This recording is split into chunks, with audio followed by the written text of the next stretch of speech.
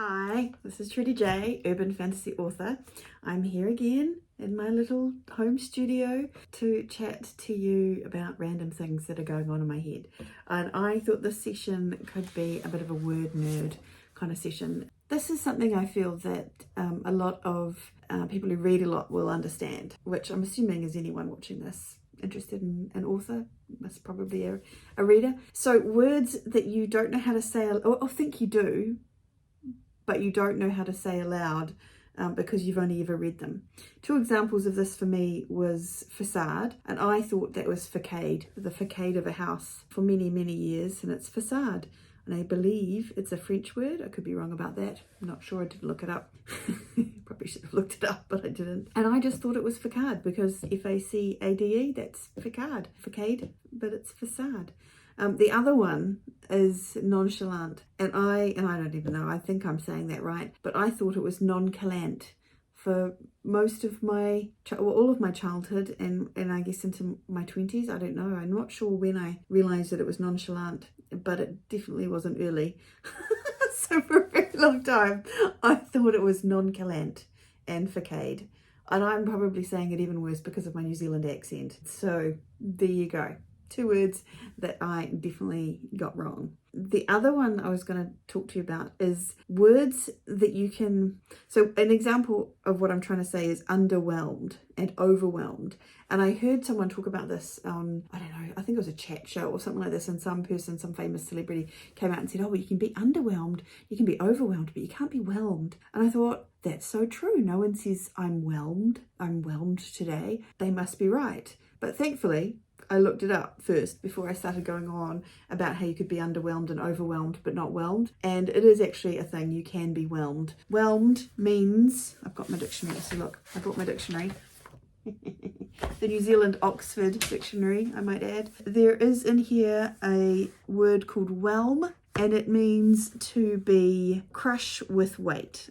Overwhelm is actually one of the meanings of it, to engulf or submerge. So when you're being submerged, or if you're being overwhelmed, then you're even more submerged, I guess, I don't know.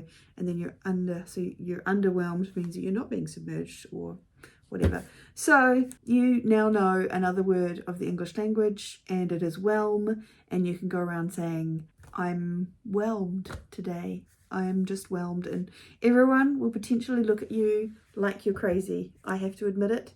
It is not a word that is in common usage. Just want to put that out there. And I feel like if I saw it in a book, I would go, well, this person clearly meant underwhelmed or overwhelmed and didn't know how to spell it. Well, now I wouldn't, because now I obviously know that whelm is a word. But prior to learning this, I would have thought that. Another one is ruthless. And I thought, here we go again. You can't be ruth. So if you're ruthless, meaning you're ruthless without pity or compassion, right? So someone who's completely ruthless without pity or compassion. So if you are Ruth, you are therefore compassionate, someone who is compassionate. I thought, well, the whelm thing kind of tripped me up, so I better look up Ruth. And you guessed it, turns out Ruth is a thing, and it does mean that you have pity and are compassionate. So there you have it, folks. Ruthless, you can be Ruth. So if you want to, so if someone is called Ruth, like the Ruth is a name, I think that's lovely. So the name Ruth is actually someone who's compassionate. It means the same as, yeah, as like you'd call someone love or something. So the other one I want to talk about, so the word subtle is another one. And there's a saying, whoever put the B in subtle is a genius. I think that's so true, because you don't say it, subtle and subtle, so there's no B in it, so it's subtle. Oh, okay. I love English stuff, and I read a long time ago a book, and it was talking about the English language, and it was an old book, so there might be more words than this in the English language, but it was talking about how the English language has around 1 million words in it. Then I'm sure it's more than that now, way more. And it's been influenced by the Romans, the Vikings, the Germans, the French. And in comparison, apparently, the French language only has about 150,000 words in it, because they're a lot more strict, I guess, about what words they let in and what words you can use.